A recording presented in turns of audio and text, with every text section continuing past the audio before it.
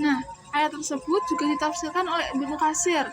Itu menjelaskan tentang Al-Qur'an. Itu dituntut Al-Qur'an itu penuh berkah. Nah, pendidikan itu dituntut agar semua orang melakukannya. Selanjutnya yaitu pada surat At-Taubah ayat 122 yang berbunyi A'udzubillahi minasyaitonirrajim. Bismillahirrahmanirrahim.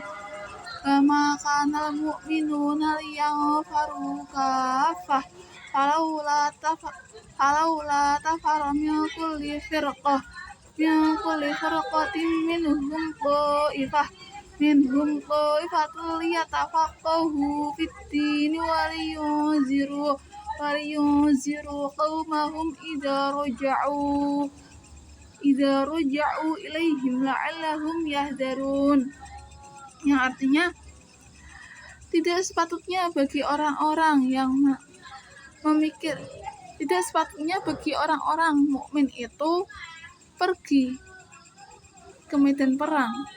Mengapa tidak pergi dan tiap-tiap golongan di antara mereka beberapa orang untuk memperdalam pengetahuannya tentang agama dan untuk memberi peringatan kepada kaumnya supaya mereka itu dapat menjaga dirinya. Nah, jadi ayat itu menerangkan tentang memberi anjuran tegas kepada umat agar ada sebagian dari umat itu untuk memperdalam agamanya. Dikatakan juga yang dimaksud tafaqahu itu tafaqah fiddin, itu menjadi orang-orang yang memperdalam ilmunya. Jadi ayat ini juga menerangkan tentang penting sekali loh menuntut ilmu itu. Selanjutnya itu pada surat Al-Baqarah ayat 31 yang berbunyi A'udzubillahi minasyaitonirrajim. Bismillahirrahmanirrahim.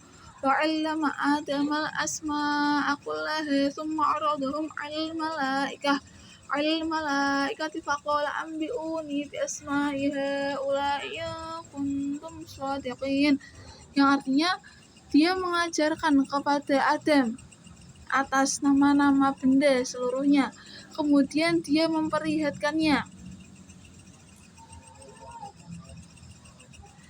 Dia memperlihatkannya kepada malaikat serta berfirman, sebutkan kepadaku nama-nama benda jika kamu benar.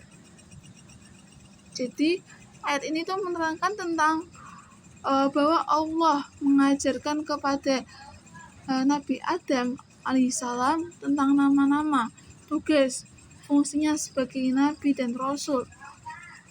Jadi yang diberi pengetahuan itu Nabi Adam, malaikat sama kayak setan, iblis tuh dikasih pengetahuan tentang nama-nama benda. Jadi kesimpulannya adalah manusia sama Allah Subhanahu wa taala itu dituntut untuk menuntut ilmu. Dari Nabi Adam sudah diperintahkan bahwa ilmu itu penting. Nabi Adam itu sudah dijelaskan ya, disuruh menyebutkan benda-benda yang di sekitarnya itu, dan Nabi Adam bisa menyebutkan. Nah, gitu.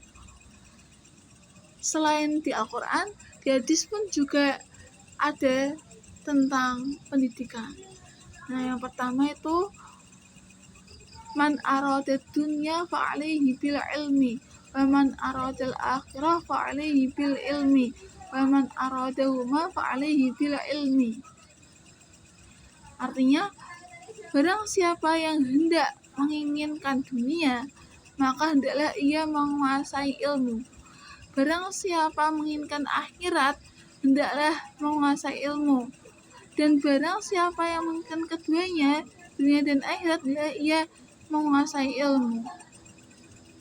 Hadis riwayat Ahmad. Yang kedua itu hadis tentang berbagi ilmu. Ayat bagi li jahili ayyakuna ala jahli. wala lil alimi ayaskuna ala ilmi. Artinya tidak pantas bagi orang yang bodoh itu mendiamkan kebodohannya, dan tidak pantas pula orang yang berilmu itu mendiamkan ilmunya. Hadis riwayat At-Tabari. Yang ketiga yaitu hadis tentang ilmu lebih baik dari harta. Innal anbiya alam yu'arrisu dinaron wala dirhaman innama warasul ilma faman akhadha bihi haddin wafirin. Sesungguhnya para nabi tidak mewariskan dinar dan dirham.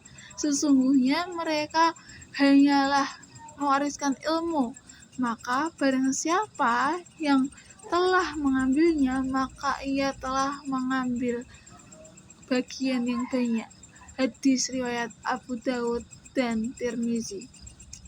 Jadi sudah jelas kan bahwa dirham sama dinar, dirham dan dinar kan mata uang lah, kayak rupiah. Itu lebih baik ilmu daripada uang itu. Nah, terus hadis selanjutnya yaitu thalabul ilmi fardhatun ala kulli muslimin, yang artinya menuntut ilmu itu wajib atas setiap mu'alim. Hadis riwayat Ibnu Majah. Nah, jadi ini sangat penting sekali kan. Kesimpulannya dari ayat dan hadis yang sudah saya sampaikan tadi, itu sangat penting menuntut ilmu. Bahwa ilmu tuh bukan hanya kita yang bisa memanfaatkannya. Kita bisa memberikan manfaat pada orang lain. Kita bisa mengajarkan pada orang lain. Dan dengan ilmu kita paham atas sesuatu yang kita bingungkan gitu loh. Juga tentang dunia ini kan mewah ya, dibandingin ilmu tuh gak ada apa-apanya. Mending ilmu tuh sangat-sangat penting, bahwa sampai uang pun lebih penting ilmu gitu loh, yang sudah dijelaskan, yang sudah diriwayatkan oleh At-Tirmizi tadi.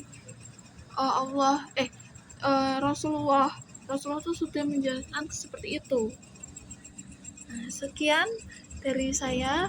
Semoga apa yang saya sampaikan bisa dipahami dan bermanfaat ya.